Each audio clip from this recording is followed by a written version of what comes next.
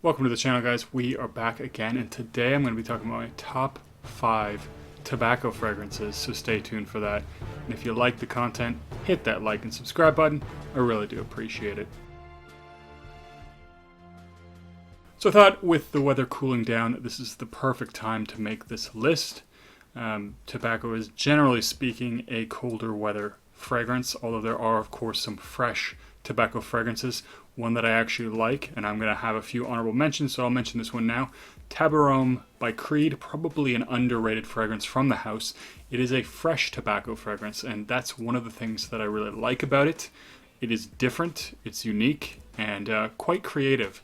So personally, I'm not a big Creed fan, but I have to give them props where it's due, and that was nicely done. Couple of other honorable mentions. You have both Carlisle and Red Tobacco. Definitely different openings, but they have a similar dry down that is this rich, smooth, sort of creamy, cocoa-y tobacco note. And cocoa is not listed, but there is something about it that gives me a bit of a chocolatey vibe. And another honorable mention that has a similar kind of dry down, which I talked about just recently, Guerlain L'Homme Ideal Extreme. Really like that one. Very nice leathery opening with a beautiful, creamy, sensual tobacco dry down. So, those are the honorable mentions. I probably could have made this a top 10 list, but I wanted to trim it down, keep it only the best of the best. So top 5, let's get into it. First one I'm going to go with is none other than Creation E by Roja Parfums. Now, I have the Parfum Cologne. I know some people, or a lot of people, will tell you that the Parfum is better, and it is a little bit different, although these are virtually identical fragrances in my opinion. I do get a little bit more of the famous sort of Coca-Cola vibe in the opening of the Parfum as compared to this one. It does have a lighter, sort of airier opening, which is kind of what they were going for. Dry down is virtually identical as well, although this one has a little bit, to my nose, a little bit more of that cocoa-y tobacco dry down with that sweet vanilla, and it's really, really well done. And especially if you want a nice masculine, classy fragrance as a signature scent, I think this is definitely something that is worthy of that. And it's going to be something that's great to wear in the fall and the winter.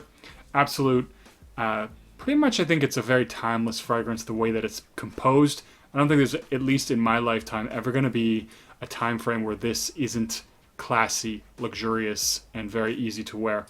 Now, it is, of course, quite versatile as long as it's a little bit colder. I wouldn't wear it in the heat, but can be very classy. Can also be fairly casual.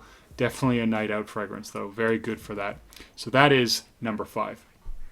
Now, number 4, as much as I wanted to make this an honorable mention, not because it's not worthy of the list, but because I talked about it a million times, and so has everybody else. But I did have to mention it because it is really a timeless fragrance, and it is a classic. Of course, that is Dolce Gabbana, the one, Eau de Parfum. Now, I vastly prefer the EDP over the EDT. To me, I would not even buy the EDT. It's just something about it I don't like. This is very deep, dark, rich.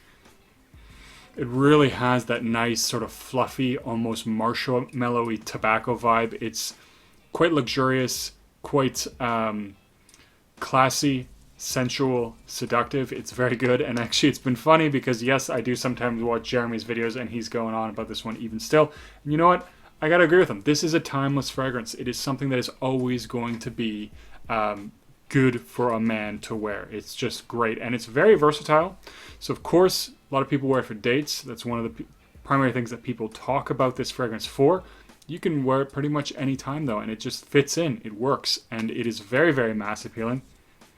Reminds me a little bit of like a cigar store, the way that the tobacco is.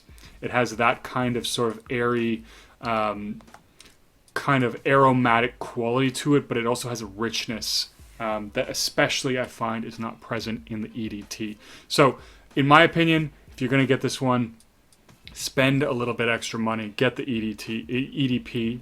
It's definitely worth it. Performance is a little bit better, and it is a deeper, richer fragrance. So, I love this one. Now, next on the list is none other than Naxos by Xerjoff. Now, you could replace this with Pure Havane. I'm going to say it up front.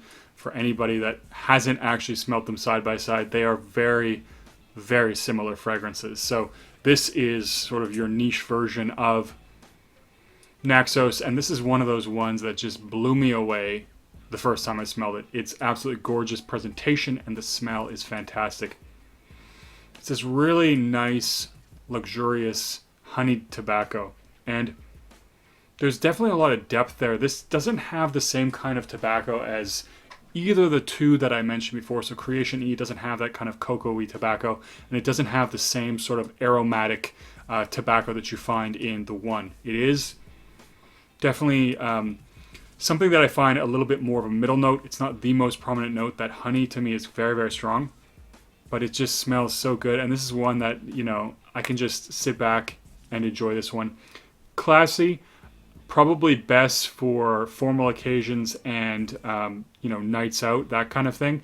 Could also see it wearing it for a date because it is, I think, a little bit sensual, the way that it's put together. And I really, really like this one. So, of course, I had to put it on the list. So that is number 3. Now, number 2, if you do watch the channel, this might not be a surprise to you. I should probably get a full bottle of this one at some point. And this is a genre original, and that's Apples and Aces. This is basically everything I like in a fragrance, all in one. So it's boozy, it's got a little bit of sweetness to it, and it's tobacco. The tobacco is also different from these other fragrances. I'm almost tempted to say that this is some kind of incense because it is fairly smoky. It does have a smoky edge to it, this tobacco. Whereas a lot of times I find that tobacco doesn't, or in a lot of fragrances anyways, it doesn't come off particularly smoky. In this one, I do get smokiness with that tobacco. Now, it has a nice boozy apple, which does, the apple itself is similar to something you might find in apple brandy, but this does not smell like apple brandy at all. It's just that that boozy apple is, you know, it's a similar kind of fragrance, but this is definitely its own thing with the tobacco, with the smokiness. And the way this one dries down into this really nice, really velvety, smooth kind of sweet fragrance, it has a lot of depth, it has a lot of character, and it is one that changes a lot over the life of the fragrance. So it really is different opening, mid, dry down. And not a lot of fragrances do that, even though they might have a notes pyramid. You know, there is some linearity to a lot of fragrances. And personally, I have nothing wrong. I think there's nothing wrong with a linear fragrance. You know, if it smells good, it's great if it smells the same. But there is also something to appreciate about a complex fragrance that evolves as you wear it. And this is definitely one of those fragrances. And one, I think, if you do buy something from the house, get a sample of this one. Really great for the fall and winter. This is a great one. I do want to pick up a bottle of this at some time. I try to keep my collection down a little bit, so I might pull what J. Royale did, and if I buy a new one, I gotta let one go. I might start doing something like that or something because I have more than I will ever use in a lifetime. But that is the number 2 fragrance, and we are now on to the number 1. The number 1 fragrance, perhaps no surprise to a lot of people, but I did have to put on this list because I do really, really like it, and that is Fan Your Flames. Now this one is, again, another one of those boozy, sweet tobacco fragrances. There's a lot of fragrances that have this kind of genre. Side Effect, honestly, could have been on this list as well because it is this sort of boozy tobacco fragrance, although I gotta admit, with that one, I don't get a lot of tobacco. And with this one, I do get a lot of the tobacco. I find that it's less sweet, and it is more tobacco dominant. And there's something about this composition that makes me think of the embers of burnt tobacco, maybe sitting in the bottom of a pipe.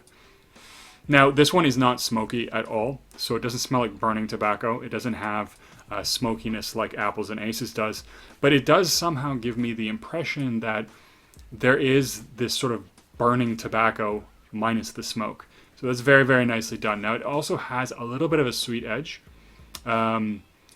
with coconut as well, and a very light booziness. So I do find the tobacco to actually be the most prominent characteristic of this fragrance, which is then backed by the sweetness and the booziness. And ultimately, this is a really nice composition. I think this is, this is a beast mode performer. This is a nice one for formal occasions. It's a nice one if you're going out in the evening. Probably wouldn't wear this one to work just because, for me anyways, it's a beast mode fragrance, and somebody is probably going to end up choked out with this one, unless of course I'm the only one around or whatever the case may be. But really, really nice fragrance, and definitely worth the try if you want something that's a little bit different. So it does have a unique quality about it with that sort of embery feel that it has. And so I really do appreciate that about this one. Anyways, I'm going to cut the list there. That is my top 5 list for tobacco fragrances for 2020. Leave a comment down below. What are some of your favorite tobacco fragrances?